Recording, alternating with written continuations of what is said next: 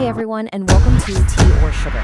On this channel, we dive into everything from mindset stories and business lessons to psychological insights and culture. And today, we've got a topic that really bridges a few of those. Think about this for a second. A single founder building a $100 million company. It sounds like something out of a movie, right? Well, today we're exploring how AI is making this less science fiction and more of a potential reality. This is all about the rise of the AI solopreneur, and we are going to break down the blueprint. Let's get into it. So let's just start with that big, almost unbelievable question. Can one person, all on their own, without a massive team or tons of venture capital, actually build a business that pulls in $100 million in revenue? The possibility is a lot closer than you might think. And hey, this isn't just some wild theory. When the founder of Replit, Amjad Masad, was asked this exact question, he didn't even hesitate. He said he could easily see a solo founder running a $50 million annual revenue business in just the next couple of years. We are seriously stepping into a brand new reality here. Okay, so here's our game plan for today. We're going to cover the big shift in what leverage even means. Then we'll get into finding your unique founder fit. After that, we'll talk about treating AI as your new co-founder, how to navigate marketing in this new age, and finally, how to adopt the powerful mindset of a 1% empire. First up, the million-dollar question and this whole new era of leverage. For, decades, scaling a business meant one thing: more people and more money. Period. But today, the game has completely changed. The most powerful leverage you can have isn't a huge bank account, it's the clarity of your vision supercharged by artificial intelligence. And when you put them side by side, the difference is just stark. Instagram's co-founder, Mike Krieger, talks a lot about conceptual integrity, that power of a vision held in just one or two minds. The old way gets bogged down in meetings and bureaucracy. The AI solopreneur, though, they thrive on speed, focus, and a single, pure, uncompromised vision. Okay, so you've got the incredible leverage of AI at your fingertips, but what are you going to build with it? And that brings us to the next, absolutely crucial step: finding your founder fit. This is not about chasing the latest shiny object or trend. It's about digging deep to find the idea that only you are uniquely built to bring into the world. The author Daniel Priestley has this great term for it: founder opportunity fit. It's that magical, rare intersection of a real problem out in the world and something that you are just genuinely passionate about. Your best idea is almost always hiding in plain sight, in your own experience, something you've probably already done for someone else and knocked it out of the park. So how do you actually find it? Well, Priestley suggests this incredibly simple but really powerful exercise. Just you, a notebook, no distractions. Go for a walk.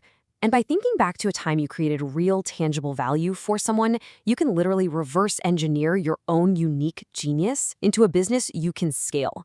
The key is to look backward at what you've already mastered. Right, you've got your idea. Now you need a team to build it. Or do you? This brings us to what is maybe the biggest mindset shift of them all: meeting your new co-founder, AI. And I'm not just talking about using another tool. This is about creating an entirely new way to work. When it comes right down to it, it all boils down to this: the founders who are going to win in this new era won't just use AI, they will fundamentally change their relationship with it. It's about moving away from that master-servant dynamic where you just bark orders to a real partnership where you brainstorm, create, and build together. And here's what that looks like in practice. Mike Krieger, who's now at Anthropic, talks about how he uses their AI, Claude. He doesn't just ask it to edit a document for him. No, he asks it to challenge his core beliefs, to find the flaws in his logic, to act like a brilliant colleague who's going to push his thinking forward. That's the new way. But this kind of collaboration takes skill. Amjad Masad has this fantastic metaphor for it. Think of AI as a brilliant intern, unbelievably capable, but will get sidetracked in a second if your instructions aren't crystal clear. Your job isn't to be the coder anymore. It's to be an amazing communicator of your vision. Prompting really is the new programming. And this leads to such a powerful strategy. Don't think of AI as just one tool. Think of it as your entire executive team. One founder, for example, actually created a product manager Claude and a lawyer Claude, each one fed with its own unique context and memory. You're basically building a team of specialized thought partners for every single part of your business. So, what's your role in all this? This is the perfect metaphor right here. You are the conductor, You don't need to know how to play the violin or the cello. You just need to know the music you want to create. Your job is all about vision, taste, and direction. AI is the orchestra that brings it to life. So you've used your AI orchestra to build something truly incredible. But now what? How do people even find it?